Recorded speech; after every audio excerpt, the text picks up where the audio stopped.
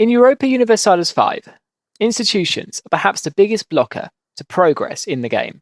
How fast you get them determines how quickly you can grow your economy, get insanely strong armies, and gives you a ginormous advantage over friend and, more importantly, foe.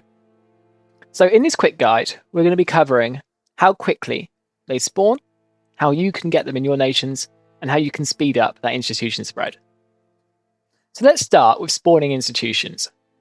On game start, Renaissance, banking, and professional armies are all looking for a home to serve at its preeminent point in your game, and it starts with a 1% chance that they appear each month. Now, they all have some specific prerequisites as to the locations that these institutions can spawn in, based on historical parameters, essentially where these discoveries were made in real life. So let's start with Renaissance. Renaissance can spawn if it's a city, it's in Florence, or has an owner in essentially these 6 Italian regions. And if so, if it is in Italy, it has to be a city with a university. Banking can spawn if you've got a historical rule set on and you are Genoa. You're a city, you've got over 1,000 burghers, and you're in Europe, North Africa, the Middle East, but you have to have less than minus 50 capital economy, which means that you're 50% of the way into capital economy.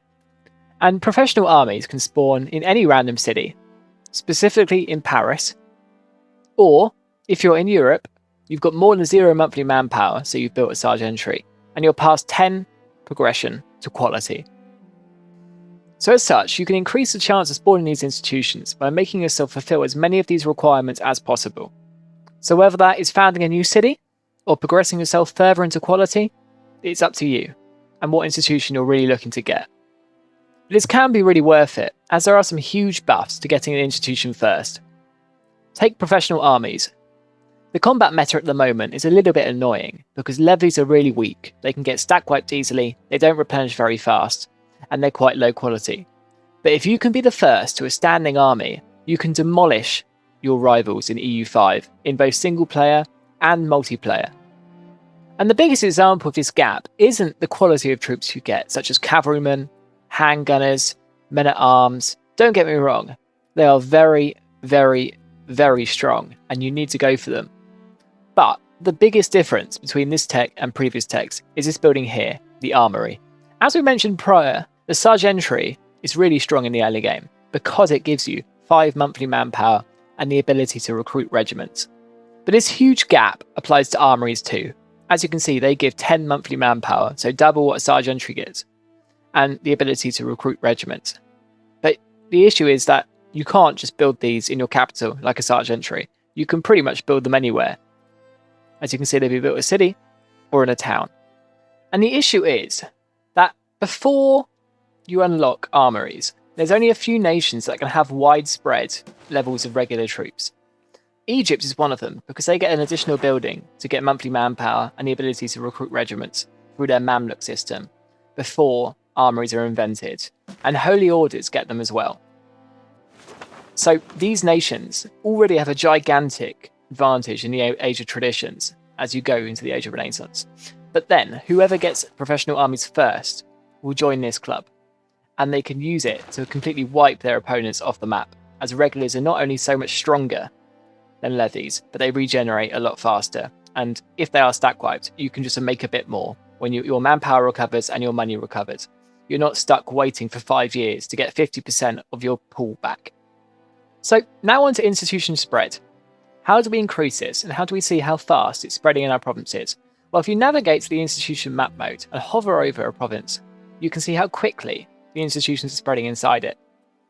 So in this province here, it's gaining 0.8 banking per month, 0.4 Renaissance per month, and no meritocracy. So how do we increase this? Well, we'll quickly pivot to the wiki here. Institution spread along locations and trade routes. Now, we've discussed how institutions spawn, but once an institution has spread to about 20% of your country, you can embrace it. And the cost of your stability in gold to embrace the institution by how far it has spread throughout your country. And they spread at the following rates. So if your market centre has the institution, if the location is in the country's capital and you've embraced it, if the location shares a sea zone If the location is adjacent to a location that has an institution and both locations are in the same country or form countries that have a positive opinion of each other. Countrywide, if your country is embracing the institution. If you're importing from a place that has the institution, this is the major one. And this one doesn't really matter. And to take it in-game, you can see these modifiers increasing our Renaissance spread in Georgia. So there are nearby locations where the owner has a positive income, so it's able to spread. It's present in the market centre. It's buffed by satisfaction, the fact it's got a road. It's a high development.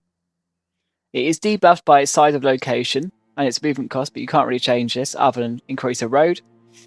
And there's also some buffs through technology and the liturgical language being its court language.